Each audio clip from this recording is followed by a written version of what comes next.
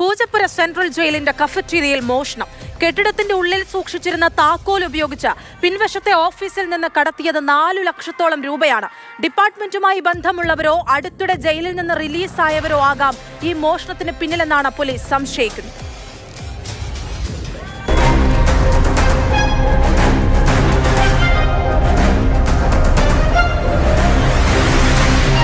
സുരക്ഷാ സംവിധാനങ്ങൾ ഏറെയുള്ള അല്ലെങ്കിൽ ഉണ്ട് എന്ന് നമ്മൾ വിശ്വസിക്കുന്ന ഒരിടം. പൂജപ്പുര സെൻട്രൽ ജയിലിന് തൊട്ടടുത്ത് ജയിൽ അധികൃതർ തന്നെ നടത്തുന്ന ഫ്രീഡം ഫുഡ് ഫാക്ടറി എന്ന കഫറ്റീരിയയിൽ മോഷണം.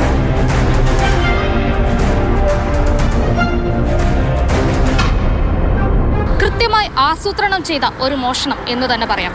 കാരണം കഴിഞ്ഞ 3 ദിവസങ്ങൾ ഓഗസ്റ്റ് 15, 16, 17 ബാങ്ക് അവധിയായുള്ള ദിവസങ്ങൾ, അതായത് അന്നത്തെ കളക്ഷനുകൾ സൂക്ഷിക്കുക ഇവിടുത്തെ ഓഫീസ് റൂമിൽ. അവിടെ നിന്നുമാണ് ആ പണം മോഷണം പോയിരിക്കുന്നത്.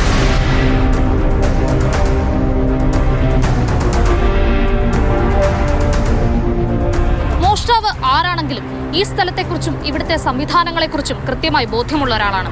കാരണം എവിടെയാണ് താക്കോൽ സൂക്ഷിച്ചിരിക്കുന്നത്, എവിടെയാണ് പണം സൂക്ഷിച്ചിരിക്കുന്നത് എന്ന് കൃത്യമായി അയാൾക്കറിയാമായിരുന്നു.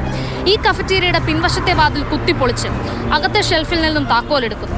ശേഷം പിന്നിലെ ഓഫീസ് റൂമിലെത്തി അത് തുറന്ന് എവിടെയാണോ പണം സൂക്ഷിച്ചിരിക്കുന്നത് ആ ഷെൽഫ് ഇളക്കി അതിനുള്ളിൽ നിന്നും 4 ലക്ഷം രൂപ കവരുന്നു.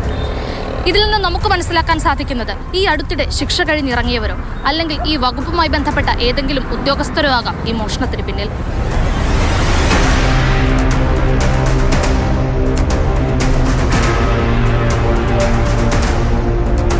ഈ സംഭവത്തിലെ ഏറ്റവും വലിയ വിരോധാഭാസം എന്ന് പറയുന്നത് പോലീസുകാരുടെ മൂക്കിൻ തുമ്പിൽ അവരുടെ കണ്ണ് വെട്ടിച്ചാണ് ഈ മോഷണം നടന്നിരിക്കുന്നത് എന്നാണ്. മാത്രമല്ല, ഒന്നിലധികം CCTVകൾ ഈ കെട്ടിടത്തിന് ചുറ്റുമുണ്ട്. ഒന്നും തന്നെ പ്രവർത്തനമല്ല എന്നുള്ളത് മറ്റൊരു തമാശ.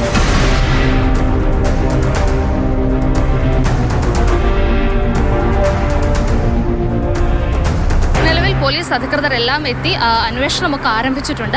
പക്ഷെ നമുക്ക് മനസ്സിലാക്കാൻ സാധിക്കുന്ന ഒരു കാര്യം എന്തെന്നാൽ ഇതിനെക്കുറിച്ച് ഏറ്റവും നന്നായി അറിവുള്ള ഒരാൾ, അതായത് താക്കോൽ എവിടെയാണ് സൂക്ഷിച്ചിരിക്കുന്നത്, എവിടെയാണ് പണം സൂക്ഷിച്ചിരിക്കുന്നത് എന്ന അറിവുള്ള ഒരാൾ തന്നെയാവും മോഷണം നടത്തിയിരിക്കുക എന്നാണ് പ്രാഥമിക നിഗമനം. ക്യാമറാമാൻ നെല്ലൈ മുരുകനൊപ്പം ഇന്ദുലേഖ രേണു, മാതൃഭൂമി ന്യൂസ്.